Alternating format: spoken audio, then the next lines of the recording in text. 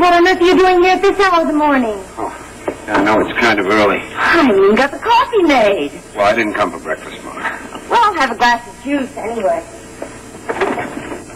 Erica's still asleep? Yep, it takes more than a light knock on the door to wake her up. Oh, sit down, Nicky. Sit down and tell me what the problem is. I say there was a... I can't blame you for assuming that every time Nick Favors shows up, it's got to be a problem. Oh, it's not that, Nicky, but you don't usually show up on my doorstep at this hour after working half the night. Well, what's the trouble? It's Phil, Mona. There's been a bad accident. Oh, no, Nicky. What happened? Oh, I don't know. It's some freak accident in the mailroom where he works. I still don't know all the details. It's not clear to me. Apparently some heavy a cart, a loading cart or something. Its brakes failed and it rolled and hit Phil and pinned him against the wall. Oh, is he badly hurt? I don't know.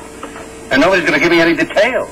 Well, how did you find this out in the first place? By accident. I happened to be over at Link Tyler's when Ruth phoned them the news. Nicky, you were at Link... Please. All right, never mind. How's Ruth bearing up? Well, she seems kind of shaky. Dr. Martin was with her. You went over there? Well, of course I went over there. Link Tyler wasn't going to give me any information. I had to find out if Phil was all right. Oh, Nicky. Only you forget he's my son. You're the first one who should forget that. You don't think I have a right to know?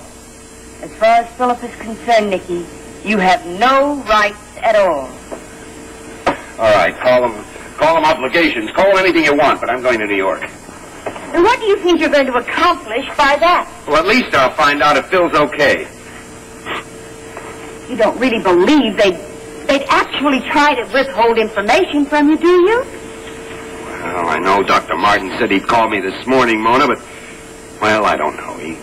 If Dr. Martin said he'd call you, Nicky, he will call you. Now, you just stay out of it.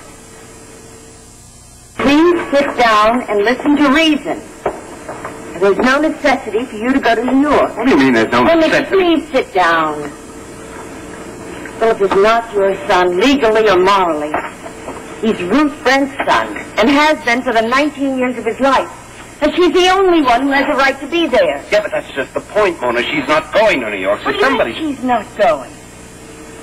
Well, Philip made Ann Tyler promise that she wouldn't tell anybody in Pine Valley about the accident.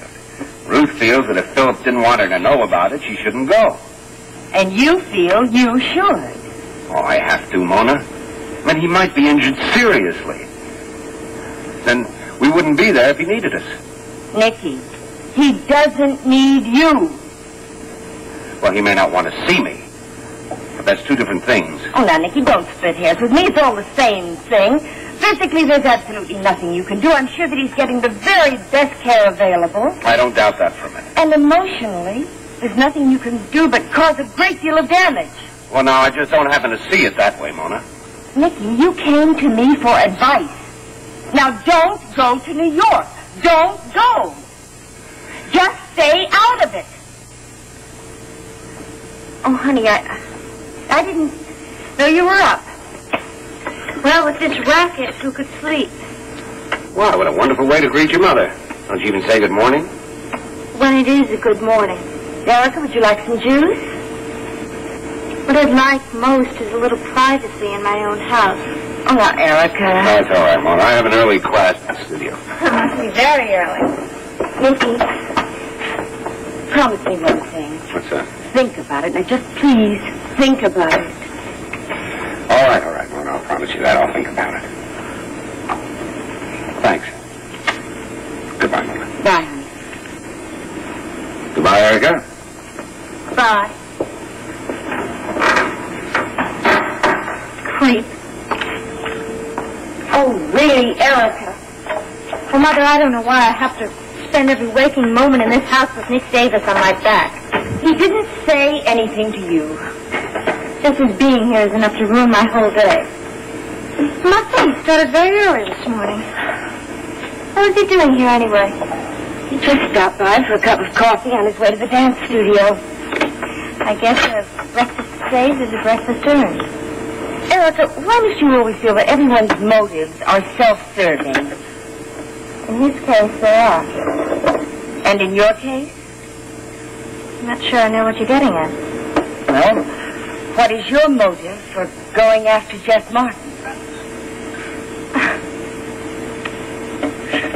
It's not a free meal ticket anyway. That still doesn't answer my question. Mother, what do you think my motive would be? I'm in love with him. Is there anything wrong with that? No. Not if the feeling is genuine. Well, do you think I'm lying? To yourself, perhaps. I don't think you have a way of knowing what your true feelings are, Erica. I don't think you've given yourself a chance to find out whether it's the real thing or not. And now just how would I go about doing that? By giving yourself a chance to see other people, make dates with other boys, before you decide to get serious. Mother, I dated all through high school. And besides, I didn't just decide to get serious, I fell in love. Did you? Yes, I did. Really, I don't see why it's any concern of yours anyway. It's between Jeff and me. Erica, you're my concern. And I don't want to see anyone get hurt. Mother, how could I possibly get hurt? By rushing into something.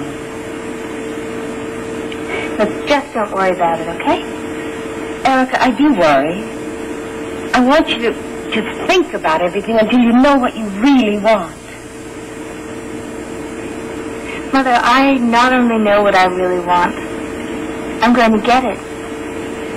Well, honey, what do you mean by that?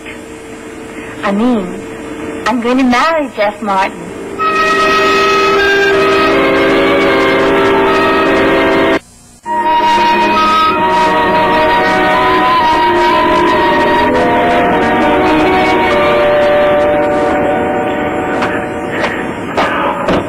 Hello, Philip.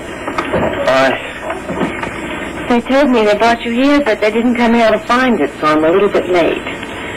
You really didn't have to come.